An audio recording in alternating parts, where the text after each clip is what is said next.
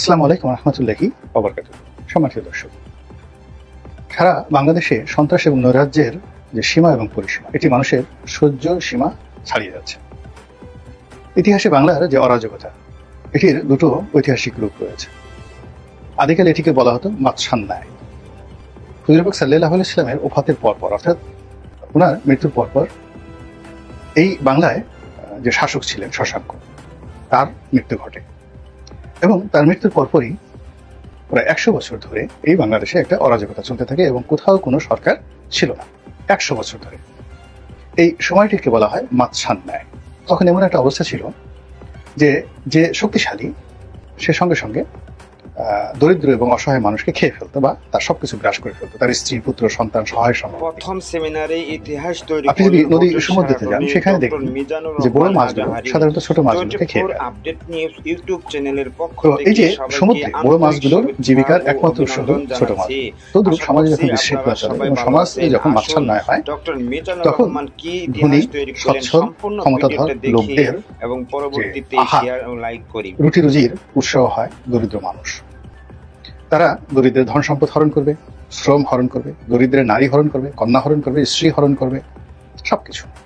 তো এটাকে মাৎসান্যায় বলা হতো অতীতকালে।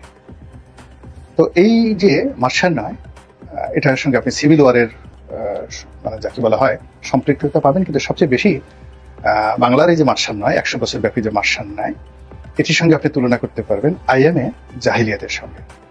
তো আইএমএ জাহিলিয়াতের যে জমানাটা, এটাও 100 বছর, এবং সেটা হলো হুজুর পাক সাল্লাল্লাহু আলাইহি ওয়াসাল্লামের জন্মের 100 বছর আগের থেকে। তার উনি 570 খ্রিস্টাব্দ পরে, যদি ওনার নবুয়ত প্রাপ্তি 610 খ্রিস্টাব্দে, তারপরে মদিনা রাষ্ট্রের যে গঠন, সেই মদিনা রাষ্ট্রের গঠনের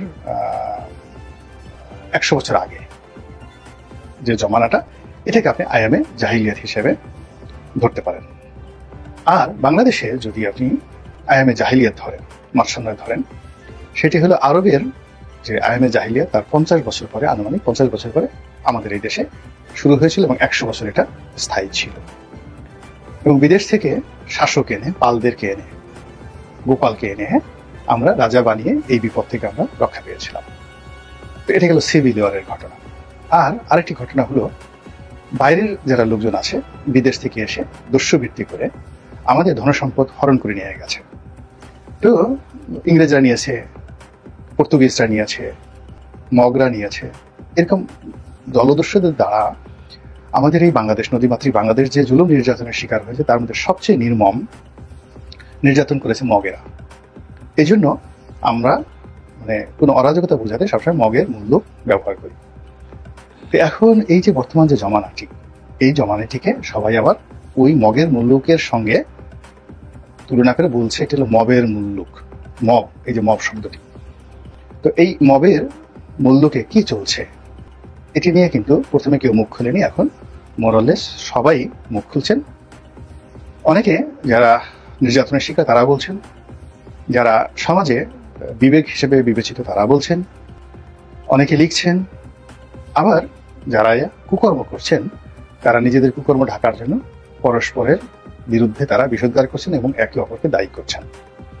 তো এই বাংলাদেশে কারা মব করছে, কারা চাঁদাবাজি করছে, কারা সন্ত্রাস করছে, কারা ক্ষমতার জন্য বাঁকা পথ অবলম্বন করছে, কারা ক্ষমতায় যেতে যাকে বলা হয় বাঁকা পথ অবলম্বন করছে, ক্ষমতায় থাকার জন্য কারা বাঁকা পথ অবলম্বন করছে, সব মোরালেস প্রকাশ্য দিবালোকের মধ্যে স্পষ্ট আমরা সবাই জানি। আমাদের এটা নিয়ে কোনো কিছু বলার দরকার নেই। যেটি বলবো সেটি হলো, যে সকল কথা এখন পত্রপত্রিকা আসছে এবং প্রকাশ্যে আমরা বলতে পারি সেই কথাগুলো, যেমন বিএনপির তৃণমূল পর্যায়ে ব্যাপক চাঁদাবাজি হচ্ছে। সারা বাংলাদেশে যে সকল চাঁদার পয়েন্টগুলো রয়েছে, সেই পয়েন্টগুলো বিএনপির দখলে, এরকম অভিযোগ প্রকাশ্যে জামাতের লোকজন করছে।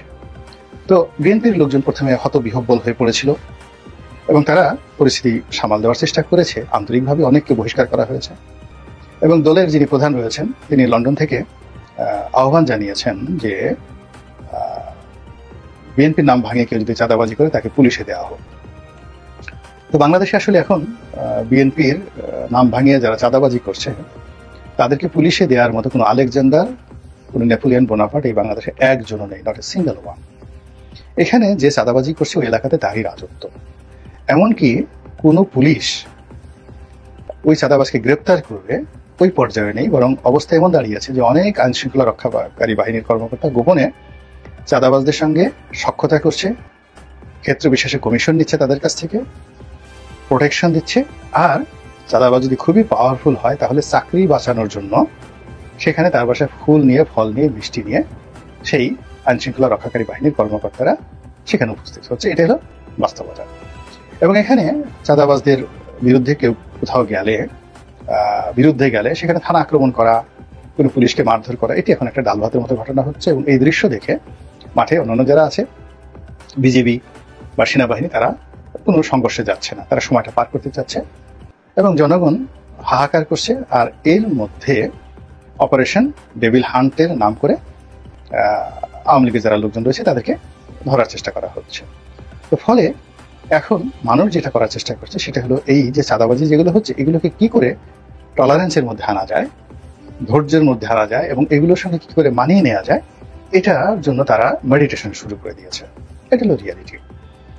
2 নম্বর হলো যে বিএনপি যারা লোকজন রয়েছে যারা এতদিন মুখ বন্ধ করেছিল এবং তারা এখন উল্টো জামাত যে বিএনপিকে চাঁদাবাজ হিসেবে ট্যাগ দিয়ে ফেলেছে এবং এটি এখন যতটা না সত্য, যতটা না বাস্তব, তার চেয়ে বহু বহু গুণে এটি রেকর্ড তৈরি করে ফেলেছে। অতীতে খাম্বা, হাওয়া ভবন কিংবা বাসন্তীর জাল, ৭৪-এর দুর্ভিক্ষ, এগুলো যেমন রাজনৈতিক দলগুলোকে ভীষণ রকম বা এরশাদের সেই 30 সেট গহনা, সুন্দরী 30 জন রমণীকে তিনি যেভাবে এমপি বানিয়ে পার্লামেন্টে নিয়েছিলেন এবং শফিক রেহমান সাহেব যে লিখেছিলেন এরশাদের 30 সেট গহনা। তো এই জিনিসগুলো যেভাবে ওই দলগুলোকে, দলের প্রধানদেরকে ভোগাচ্ছে এখন পর্যন্ত, তদ্রূপ এই গত 7 মাসে যা কিছু হয়েছে বাংলার আনাচে কানাচে, এর দায় বিএনপিকে বহন করতে হবে অনাদিকাল পর্যন্ত। এই জন্য জামাত খুব খুশি, আর বিএনপি যারা লোকজন রয়েছে তারা ভীষণ রকম আতঙ্কিত।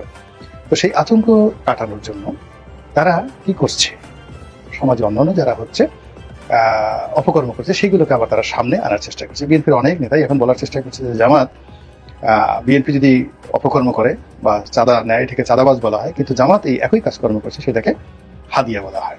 এবং বিএনপির অনেক জনপ্রিয় বক্তা আছেন, নেতা আছেন, তারা এত চমৎকারভাবে এই যে জামাতের যে হাদিয়াবাজি, চাঁদাবাজির উল্টো হাদিয়াবাজি, এটাকে বর্ণনা করছেন। তারা ওয়াজের নামে, মাহফিলের নামে, দলীয় মানে যে কোনো প্রোগ্রামের নামে যেভাবে সর্বসাধারণের কাছ থেকে রসিদ দিয়ে চাঁদা আনে, তারপরে শেষে পাগড়ি বিছিয়ে চাঁদা আনে, তারপরে হিজাব বিছিয়ে অন্তঃপুরে গিয়ে মহিলারা, জামাতের মহিলা কর্মীরা যেভাবে মা বোনদের কাছ থেকে তারা সেই হাদিয়া গ্রহণ করে, এই বিষয়গুলো খুব রসালো করে, চমৎকার করে বিএনপির যারা নেতাকর্মী রয়েছে তারা 10 মুখে প্রচার করছে এবং এগুলো আলটিমেটলি প্রথমবারের মতো জামাতকে কিন্তু বিব্রত করছে।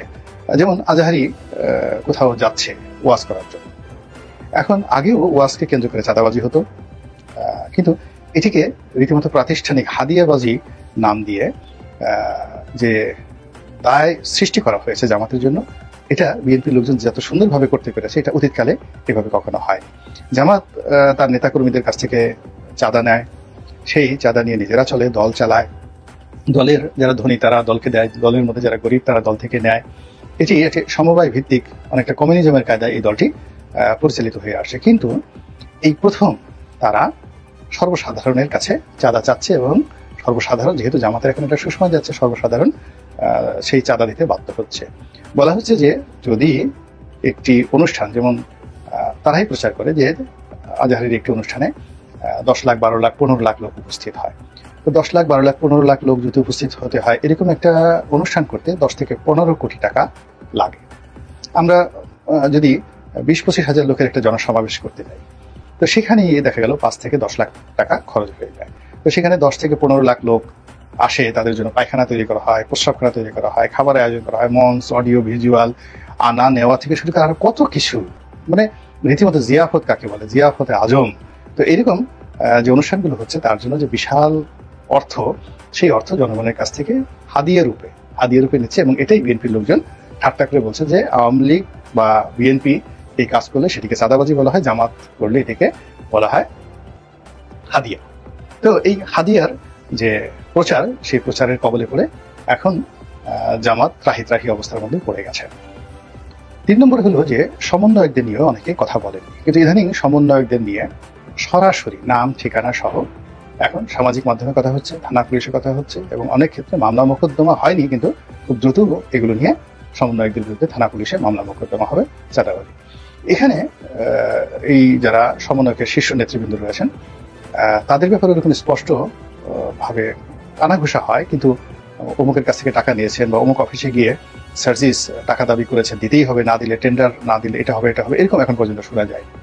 কিন্তু অখ্যাত যারা নিজেদেরকে সমন্বয় পরিচয় দিচ্ছে, তো যারা হয়তো অন্য দল করেছে কিন্তু ছাত্রলীগের মধ্যে লুকিয়ে ছিল, এখন হঠাৎ করে সমন্বয়ক সেজেছে, এরকম অসংখ্য লোক সারা বাংলাদেশে তারা যে চাঁদাবাজি করছে, এই চাঁদাবাজির কোনো বাবা মা নেই। তারা স্কুলে যাচ্ছে, কলেজে যাচ্ছে, মসজিদে যাচ্ছে, মাদ্রাসায় যাচ্ছে, তারপর জায়গা জমি, সহায় সম্পত্তি, পদ পদবি, টেন্ডারবাজি থেকে শুরু করে দখলবাজি, যেখানে সমন্বয়করা এই অপকর্ম করার সুযোগ পাচ্ছে বিএনপি এবং জামাতের বাইরে, সেখানে তাদের যে ভাবসাব এটা অনেকটা যাকে বলা হয় গনিমতের মালের মতো। অর্থাৎ যুদ্ধে জয়লাভ করার পর যারা পরাজিত হলো তাদের স্ত্রী পুত্র সন্তানের উপর যেভাবে বিজয়ীর অধিকার জন্ম নেয়, এবং বিজয়ী সেই যুদ্ধের ময়দানেই সেই পরাজিতের স্ত্রীকে ধর্ষণ করতে পারে, কন্যাকে ধর্ষণ করতে পারে, এটা নিন্দনীয় হয় না। তো এই জিনিসগুলো এবং তাদের যত অর্থবিত্ত, ঘোড়া গাড়ি যা কিছু আছে এইগুলো এনে নিজেরা ভাগ বন্টন করতে পারে।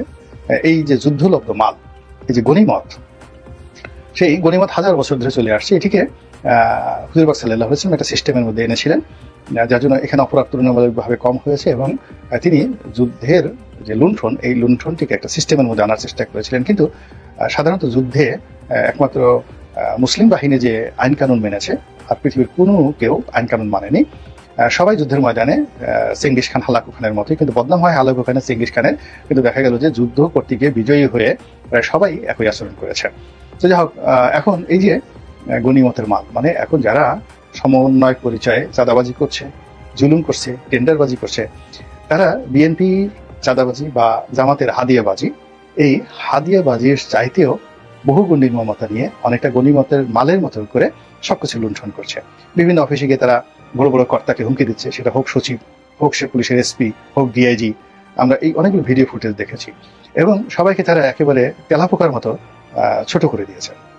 তারা তেলাপোকার মতো ছোট করে দিয়ে তারা এই যে গনিমতের মাল যে অর্জন করার যে অপচেষ্টা চালাচ্ছে, এটা এখন বাংলাদেশ আর নিতে পারছে না, মানুষ সহ্য করতে পারছে না।